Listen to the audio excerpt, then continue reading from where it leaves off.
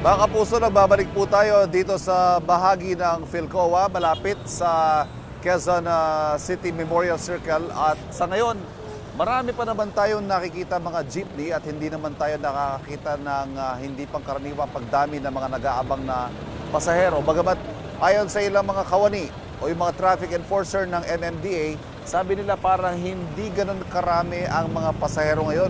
Marahil daw dahil sa may mga nagkansela ng klase, meron din mga hindi pumasok dahil nga sa inaasahang magiging abala ng mangyayaring tigil pasada na magsisimula po ngayong araw na ito. May ilang mga kababayan tayo na medyo nahihirapan daw sumakay. Itong kapuso natin ngayon na naka-green ito. Brother, magandang umaga sa iyo. Pangalan natin? Rafael po. Kanina ko pa Rafael. Opo. Kanina ko pa nakita si Rafael sabi niya, mga ilang minuto na ang antay mo ngayon? 20 minutes na po, sir. 20 minutes sa pabiyahe mo. Pakiapo po. Yung 20 minutes na yan, unusual ba yan? Ano yung karaniwan mong Usual po, antay? sir, 5 minutes lang po eh. 5 minutes? Opo. Ano yung inaabangan mong jeep niyan? Yung ano po, yung modern po. Ay, yung tradition. Okay, anong biyahe? Pakiapo po. Biyaheng Mas Quiapo. mura po kasi ron eh.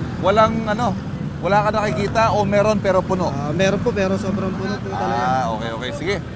Hindi na kita abalahin, baka may dumaan na. Maraming salamat, ingat ka. Ayan, ganun lang naman sa ngayon ang nakikita natin. Paisa-isa, may iba naman tayo nakausap kanina. Okay naman daw, hindi naman daw sila natatagalan sa antay. Pero yung ibang mga modes of transport, nakikita natin may mga habal dito, may mga taxi, may mga modern jeep, may mga UV Express. At sa ngayon po, yan ang sitwasyon ng biyahe ng ating mga kababayan sa unang araw ng transport strike ngayong araw ng Lunes.